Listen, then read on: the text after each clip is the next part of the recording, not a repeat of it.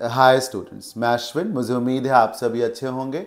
आइए synonyms antonyms की आज की क्लास को स्टार्ट करते हैं। पीडीएफ फाइल को ओपन कर लें। अगर आपके पास पीडीएफ फाइल नहीं है तो मैं आपको बताता हूं कहां से आपको पीडीएफ फाइल मिल सकती है। पहला तरीका है कि आप एप्लीकेशन में पीडीएफ नोट्स में जाएं और इस फाइल को डाउनलोड करके प्रिंट करा लें। दूसरा तरीका है आप हमारे टेलीग्राम चैनल पे फाइल को सर्च कर लें, मिल जाएगी। और तीसरा एक और तरीका है, आप इस नंबर पे व्हाट्सएप करके पीडीएफ फाइल को अरेंज कर सकते हैं। चलिए क्लास को स्टार्ट करते हैं। पहला सेगमेंट है सिनोनिम्स का। पहला ही वर्ड है आपका ब्लिस्टर। ब्लिस्टर का क्या मतलब होता है? ब्लिस्टरिंग सेंचुरी होती है जिसको कहते हैं थपड़ियाते हुए, मारते हुए। ब्लिस्टर का मतलब घाव से होता है, तकलीफ से होता है। ये जो ओपनिंग होती है जिसको कहा जा सकता है, जो कटने का निशान हो सकता है, जिसको आप लैसरेशन भी कह सकते हैं। एक वर्ड इन सीजन होता है, घाव के लिए, इंजरी के लिए होता है ये वर्ड। घाव, तकलीफ, ब्लिस्टर। तो इसका सही सिनोनिम आप जान गए हैं, वुंड होगा, क्योंकि वुंड का मतलब भी घाव से होता है। इसका एडजेक्टिव फॉर्म जो है वो वुंडेड होता है। चैटर का मतलब आप जानते हैं, चटर चटर करना। बेसिकली आप इसे चैटर न बोलिए, चटर बोलिए। चटर चटर करने का मतलब होता है कि बकबक करना, फालतू की बातें करना, जिसको आप कैकल भी बोल सकते हैं। कॉम्प्लीमेंट का मतलब तारीफ करना होता है, जिसे आप प्रेज बोल सकते हैं, अपलॉड भी कह सकते हैं। वैलर, वैलर का मतलब होता है जोश, जज्बा, शौर्य जिसको कहा जा सकता है। यानी कि जो आपकी ब्रेवरी है उसको कह सकते हैं, जो आपकी ऑडेसिटी है, टेनेसिटी है उसको कह सकते हैं, जो आपका डिटर्मिनेशन है, जो आपका रेजोल्यूशन है उसको कह सकते हैं। आपकी जो ताकत है, जो आपकी स्ट्रेंथ है। हिंदी में आप वैलर को जज्बा कहते हैं सर, शौर्य कहते हैं, राइट। देखिए सर, वैल एक रूट है, वैल जिसका मतलब ही होता है स्ट्रेंथ। इसी वैल से बहुत से वर्ड बनते हैं, जैसे प्रिवेलेंट बनता है, वैलेंसी बनता है, वैलरस बनता है, वैलिएंट बनता है। समझ रहे हैं ना? सब बहुत सारे वर्ड्स बनते हैं। एम्बीवैलेंट बनता है। तो वैल का संबंध वैल्यू से बनता है, वैलिडिटी से बनता है, वैलिडिटी से बनता है। तो वैल का संबंध ही सर किससे है? स्ट्रेंथ से है, ताकत से है। तो ब्रेवरी है, डिटर्मिनेशन है, स्ट्रेंथ है। एक वर्ड वैलियंस होता है, वो हो सकता है करेज, फोर्टिट्यूड, ये सारे वर्ड्स। तो ब्लिस्टर का मीनिंग क्या है? घाव, तकलीफ, यानी कि वुंड। डेफर, आप इसे डेफर बोलेंगे, डिफर नहीं। डेफर का मतलब क्या होता है? It's a verb, it means to delay, it means to hold कर देना चीजों को, इट मीन्स टू प्रोक्रेस्टिनेट। खिसका देना, आगे टरका देना, टाल देना, जिसको आप अदर वर्ड्स में पुट ऑफ भी बोल सकते हैं। तो टाल देना, खिसका देना, डिले कर देना, होल्ड कर देना। एक वर्ड डिली डैली भी होता है, डिली डैली, आज के काम को कल पे करना, होल्ड करके रखना, प्रोक्रेस्टिनेट, डिले। आपको ऑपोजिट सिनोनिम भी चाहिए था, तो सिनोनिम इसका क्या है? पोस्टपोन है, राइट। अब बाकी वर्ड्स को देख लेते हैं। डेटर, डेटर का मतलब होता है डराना। जो चीज़ आपको डेटर करती है, इतना आपको झकझोर देती, इतना आपको चौंका देगी, डरा देगी ना, कि आप जो है उसको छूने का, उस काम को करने का बिल्कुल भी मन नहीं करेंगे। जैसे आप एक गली से गुजरे और कुछ कुत्तों ने आपको दौड़ा लिया, जैसे तैसे करके आप जान बचा के भागे, बच तो गए, लेकिन आइंदा से आप दोबारा उस गली में गए ही नहीं। तो something that deters you, it haunts you, it frightens you. GHTEN, frighten करती है। समझ रहे हैं ना? वो आपको डरा देगी, वो बेसिकली आपको रोक के लेगी कि आप इस काम को नहीं करेंगे, बिल्कुल नहीं करेंगे। डेटर एक तरीके से वार्निंग का काम करता है, एक सबक का काम करता है कई बार। एडजुडिकेट सिंपल वर्ड है बट इंपॉर्टेंट है। सिंपल मैंने इसलिए कहा कि अगर आप हल्का सा अकल लगाएंगे तो इस वर्ड का मीनिंग आप सीख जाएंगे। JUD से जज बनता है। जज का मतलब होता है एक बंदा जो फैसला सुनाएगा किसी मामले में। एडजुडिकेट का यही मतलब होता है किसी मामले की सुनवाई करना, किसी मामले का में फैसला सुनाना, जिसको आप लेक्चर भी बोल सकते हैं, सुपरवाइज भी बोल सकते हैं, राइट। एक फ्रेज होती है सिट इन जजमेंट।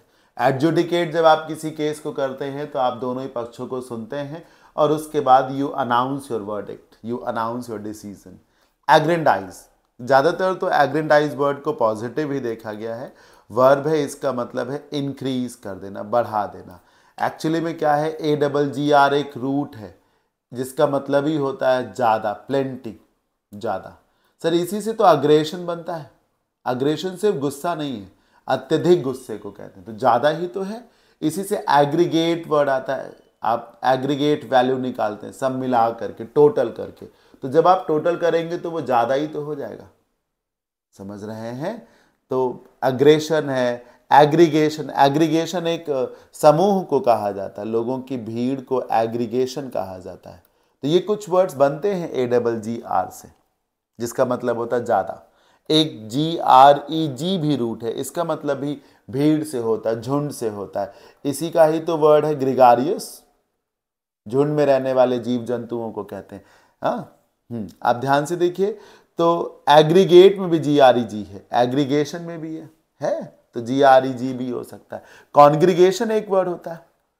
कॉन्ग्रीगेशन का मतलब होता है उन लोगों का ग्रुप जो किसी रिलीजियस पर्पस के लिए कहीं पर इकट्ठा हुए हों। जैसे किसी मस्जिद में नमाज पढ़ने के लिए सैकड़ों की संख्या में लोग जमा हो जाए, तो वो कॉन्ग्रीगेशन है। किसी यज्ञ में जब 1008 ब्राह्मण कहीं पर जमा हो जाए तो ये क्या है, कॉन्ग्रीगेशन है। तो समूह के लिए, ज़्यादा के लिए इस्तेमाल होता है। तो एग्रेंडाइज मीन्स ज़्यादा। जैसे अभी फ़िलहाल की बात करें तो जो भारतीय जनता पार्टी है उसने छत्तीसगढ़, उसने मध्य प्रदेश और उसने राजस्थान के इलेक्शन जीते। इससे क्या होगा, इसका वोट शेयर एग्रेंडाइज होगा। हाँ, जो जो जो स्पेशली जो हमारे प्राइम मिनिस्टर साहब हैं, उनकी जो साख है, उनकी जो इमेज है, उनका जो कद है पार्टी वर्कर्स के ही बीच में क्या होगा, बढ़ेगा ना, एग्रेंडाइज करेगा। इसको कहते हैं एग्रेंडाइज, इंक्रीज होना, बढ़ना। जैसे लोग इनकम को एग्रेंडाइज करते हैं। कोई व्यक्ति एक नौकरी से 50,000 कमाता है तो एक पार्ट टाइम जॉब भी कर रहा है, उससे भी 20,000 कमा रहा है, तो एग्रेंडाइज कर रहा है वो अपनी इनकम को। इनकम को बढ़ाने से याद आया कि एक फ्रेज होती है एक आउट। एक आउट, इसका मतलब भी यही होता है बढ़ाना, स्पेशली इनकम को बढ़ाना। Intimidate, it's a verb. इसका क्या मतलब है, सोचिए। इंटिमिडेट का मतलब है किसी को डराना, किसी को वार्न करना, चैलेंज करना, रिप्रूव करना। किसी को जब आप इंटिमिडेट करते हैं तो बुली करते हैं, आप उसे चैलेंज करते हैं, वार्न करते हैं, डराते हैं। एक तरीके से क्या करते हैं, डराते हैं, इंटिमिडेट करते हैं। ये देखिए फ्राइटन हो जाएगा सर, पीछे बताया तो था मैंने।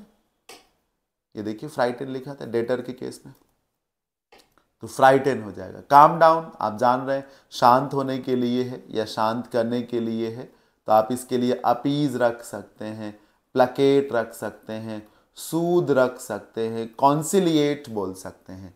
इंट्रिकेट, इंट्रिकेट का मतलब होता है जो चीज़ें बहुत पेचीदा हों, कॉम्प्लेक्स हों। ज़्यादातर तो इंट्रिकेट एक एडजेक्टिव के तौर पे देखा गया है। तो जो चीज़ें कॉम्प्लेक्स हैं, पेचीदा हैं, हाँ, इंटेंजल्ड हैं, एक तरीके से उलझी हुई है, जिनमें कुछ आसानी से समझ में नहीं आता। इंटीमेट करने का क्या मतलब होता है, इंटीमेट करना मतलब बताना, जानकारी देना, सूचित करना, इन्फॉर्म करना, अप्राइज करना, लेट समवन नो, इंटीमेट कर देना, अपडेट कर देना। कई बार स्टूडेंट जो हैं they get confused between intimidate and intimate. ध्यान रहे कि इंटीमिडेट का मतलब होता है वार्न करना और इंटीमेट का मतलब होता है जस्ट इन्फॉर्म करना। Moving on, maladroit. Sir maladroit में जो मैल है इट्स अ प्रीफिक्स या इट्स अ रूट, जिसका मतलब होता है नेगेटिव। इसी से मैल न्यूट्रिशन बनता है, मैलिशियस बनता है, मैलिन बनता है, मैलिग्नेंट बनता है, मेलवॉलेंट बनता है, मेलेडिक्शन बनता है, मेलफंक्शनिंग बनता है, मेलोडोरस बनता है, एंड मेनी अदर्स, बहुत सारे वर्ड्स बनते हैं। अब क्या है सर कि एड्रॉयट का मतलब होता है काबिल, स्किल्ड, शार्प जिसको कहते हैं। तो जब एड्रॉयट का मतलब योग्य है, शार्प से है, तो मैल एड्रॉयट में ऑपोजिट हो जाएगा, तो इसका मतलब बेवकूफ से हो जाएगा, गधे से हो जाएगा। तो somebody who is maladroit is clumsy, उसको कुछ नहीं आता, वो नाइव है, एक तरीके से बेवकूफ है। उसको मतलब आप उसे स्टूपिड कह सकते हैं, जिसको कुछ नहीं आता। जो आप फ्रेजल वर्ब में देखें तो ऑल थम्स बोल सकते हैं। मैलोड्रॉइट, जिसको कोई काम करना ही नहीं आता, वो बिगाड़ देगा सर उस चीज़ को, राइट। तो वाइज तो होगा नहीं। कनिंग तो बहुत तीखे को बोलते हैं, जिसकी आवाज़ बड़ी ही गंदी हो, जो बहुत अच्छा ना हो, जो रूड है एक तरीके से, राइट, रूड है, हार्श है, इस तरीके से। क्लमसी हो गया सर, देखिए मैंने लिखा भी था, क्लमसी, जिसको कोई काम करना ही नहीं आता। सीवियर का मतलब होता है बहुत गंभीर, मतलब जो चीज़ सीवियर है वो सीरियस है, बहुत ही हार्ड है। दरअसल सीवियर का इस्तेमाल ज़्यादातर तकलीफ के लिए होता है, जैसे सीवियर पेन हो रहा हो, आप जो है सीढ़ियों से उतर रहे थे, गिर गए, अब आपके पैर में बहुत दर्द हो रहा है, सीवियर पेन हो रहा है। किसी को बहुत तगड़ी सजा दे दी कि जैसे किसी ने रेड सिग्नल क्रॉस कर लिया तो उसे ट्रैफिक पुलिस मैन ने उसकी गाड़ी का 10,000 का चालान कर दिया। Oh my God, red signal को क्रॉस करना 10,000, isn't it a severe punishment? तगड़ी सजा, कड़ी सजा जिसको कह सकते हैं, जो थोड़ा सा इनजेन्युइन भी होता है, इनह्यूमन भी हो सकता है, बहुत हार्श, हार्ड, सीरियस, अनएक्सेप्टेबल भी होता है कई बार। सो मैलड्रॉट हो गया। इंटरमिटेंट, सिनोनिम्स का ये लास्ट वर्ड है, इसके बाद एंटोनिम्स पे आ जाएंगे। इंटरमिटेंट का मतलब होता है जो इंटरवल के साथ हो, रुक रुक करके हो, लगातार, जिसमें कंटिन्यूटी ना हो एक तरीके से, जो चीज़ रेगुलर नहीं है, रुक रुक करके है, यानी कि जो चीज़ इर्रेगुलर है, जो चीज़ इर्रेगुलर है, जिसे आप स्पैस्मोडिक भी बोलते हैं, स्पैस्मोडिक बोल सकते हैं, स्पोरेडिक बोल सकते हैं, रुक रुक करके। एक होता है लगातार, जिसको इंसेसेंट या कॉन्टिन्यूस कहते हैं। एक होता है रुक रुक के, थोड़ी देर बारिश हुई, फिर नहीं हुई, फिर हुई, फिर नहीं हुई, छुटपुट रुक रुक के जब बारिश हो रही है, या कोई भी काम जब इंटरमिटेंट तरीके से, जैसे आपने किसी को कॉल किया, उसने पिक नहीं किया, यू रीडायल्ड आफ्टर 5 मिनट्स, फिर नहीं पिक किया, फिर आपने 10 मिनट्स के बाद रीडायल किया, तो मतलब आपने लगातार लेकिन नहीं किया ना, ऑटो रीडायल तो किया नहीं, रुक रुक के किया ना, तो वो इंटरमिटेंट स्टाइल है। क्या कहा जाएगा? इंटरमिटेंट है।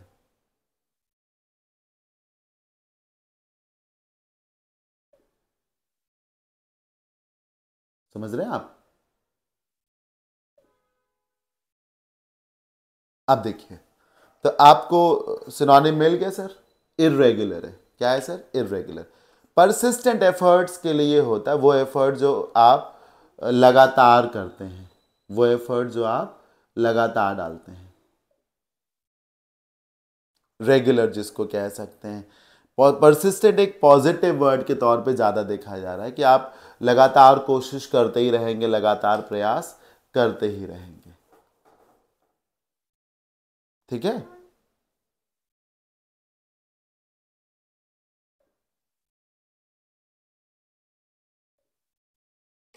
स्वीपिंग, स्वीपिंग स्टेटमेंट होता है जिसको आप जनरल बोल सकते हैं, एक आम बात जिसमें सबको लपेट दिया जाए, एक आम बात, जनरल बात जिसमें सबको लपेट दिया जाए। सर्वाइविंग का मतलब आप समझ रहे हैं, सर्वाइव करने से क्या रिलेशन होता है कि आप जो है घुटने नहीं टेकेंगे, है ना, लड़ेंगे झगड़ेंगे लेकिन हार नहीं मानेंगे। ये है स्टोरी।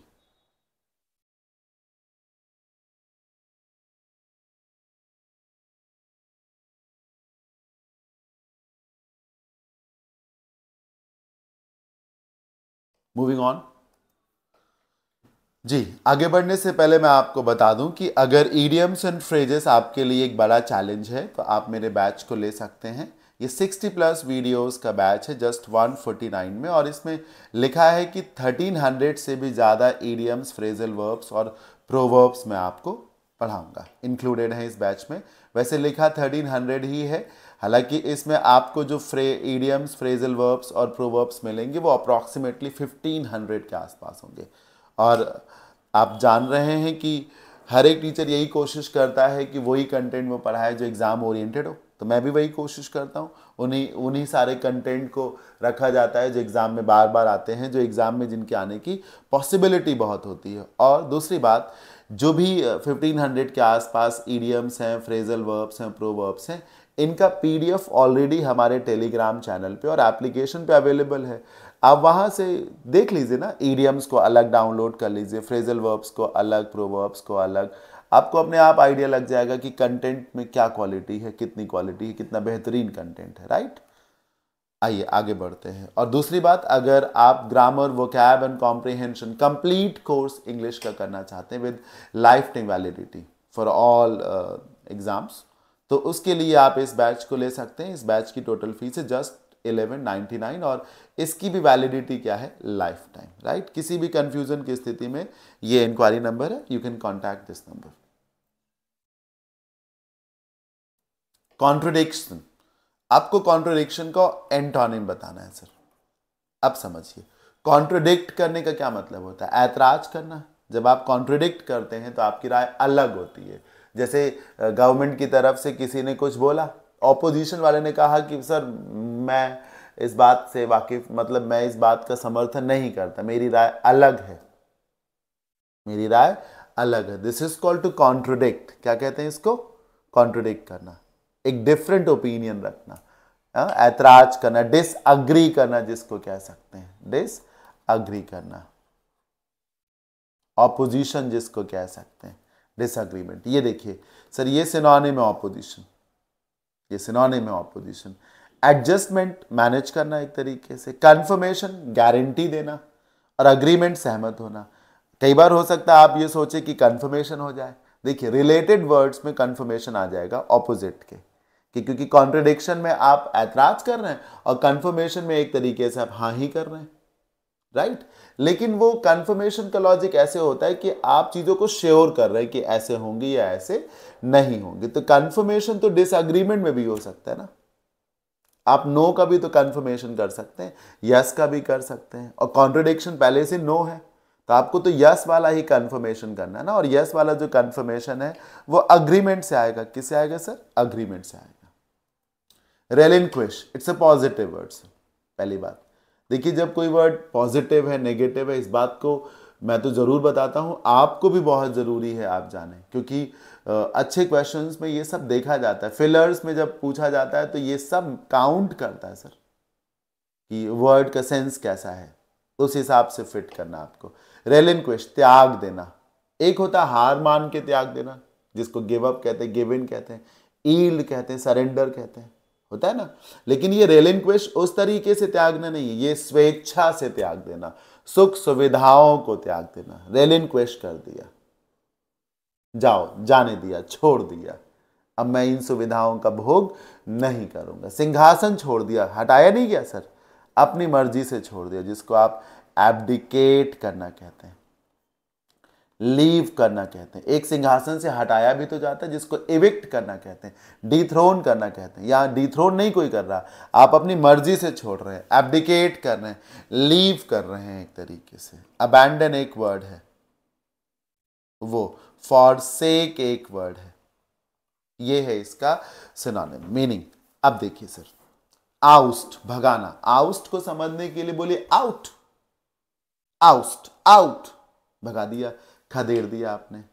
एक्सपेल बोलते हैं इसको, ठीक। डिसमिस बोल सकते हैं, डिबार बोल सकते हैं, ऑस्ट्रोसाइज बोल सकते हैं, सस्पेंड करना। डिस्प्लेस करने का मतलब होता है एक जगह से दूसरी जगह भेजना। रीइंस्टेट करना, ध्यान से देखिएगा, रीइंस्टेट एक फॉर्मल वर्ड है और इसका मतलब होता है किसी को उसके पद पे फिर से बैठा देना। लेट से किसी को उसकी पोस्ट से हटाया गया, कुछ चार्जेस उस पे लगे, फिर इंक्वायरी हुई, इंक्वायरी में पाया गया कि चार्जेस फेक थे, तो डिपार्टमेंट ने जिस तरीके से अपने एम्प्लॉय को हटाया था वैसे ही डिपार्टमेंट ने अपने एम्प्लॉय को फिर से उसके पद पे बैठा दिया, रीइंस्टेट कर दिया, राइट। तो ये है सर रीअपॉइंट जिसको कहते हैं, फिर से पद पे बैठा देना। डिस्प्लेस, रिटेन होगा सर, क्योंकि जब आप किसी सुविधा का त्याग करते हैं तो रेलिंक्विश, उसको होल्ड करके रखते हैं, छोड़ते नहीं हैं, उसे कंटिन्यू करते हैं, कैरी करते हैं, कैरी फॉरवर्ड करते हैं, कंटिन्यू करते हैं, होल्ड करते हैं, राइट। तो रिटेन करते हैं। आईपीएल में जैसे प्लेयर्स को रिटेन किया जाता है, आपने पढ़ा होगा कि आईपीएल में प्लेयर्स को रिटेन किया जाता है, राइट। तो वो भी हो सकता है। अनप्रेडिक्टेबल,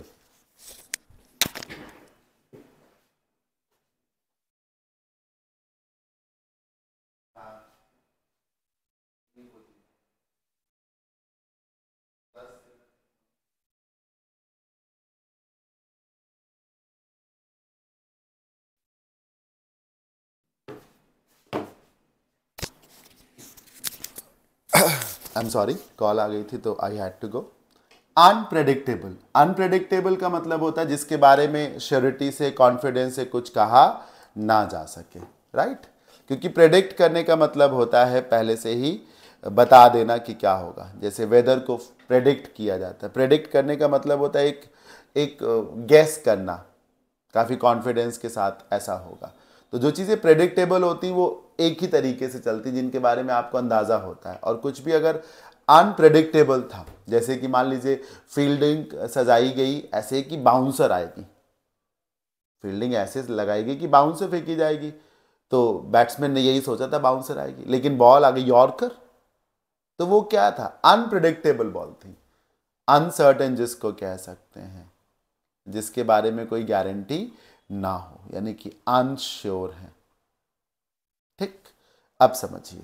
और अब देखिएगा सर, इरेशनल अव्यवहारिक नेगेटिव वर्ड है, क्योंकि इसका मतलब होता है बिना हाथ पैर का, अतार्किक अव्यवहारिक मतलब इलॉजिकल जिसको कह सकते हैं।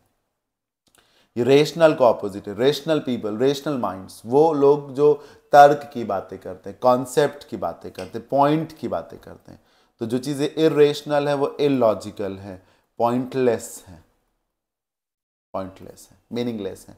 लॉडेबल, लॉड से बनता, लॉड का मतलब होता है तारीफ करना, मालूम होना चाहिए, इट्स अ रूट, लॉड से ही लॉडेटरी बनता है, अपलॉड बनता है, प्लॉडिट्स बनता है, बहुत सारे वर्ड्स बनते हैं सर, अपलॉज बनता है। लॉडेबल मतलब तारीफ के योग्य, जिसको आप ना प्रेज वर्दी कह सकते हैं। क्या कह सकते हैं सर, प्रेज वर्दी।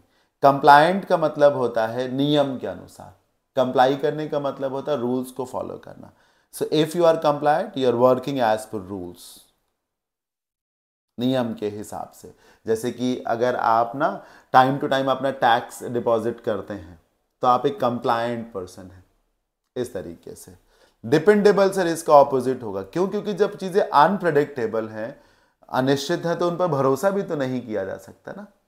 और जो चीजें डिपेंडेबल हैं उन पर भरोसा कर सकते हैं, राइट। मतलब एक तो ये होता है कि सर्टेन लिखा जाए, फिक्स्ड लिखा जाए, लेकिन ठीक है वो नहीं दिया गया। अब अलग अकल लगाइए ना कि जब चीज़ें अनप्रेडिक्टेबल हैं तो उनके बारे में गारंटी से कुछ नहीं कहा जा सकता, उनको लेकर के आप जो है भरोसा नहीं कर सकते, श्योर नहीं हो सकते हैं ना एक तरीके से।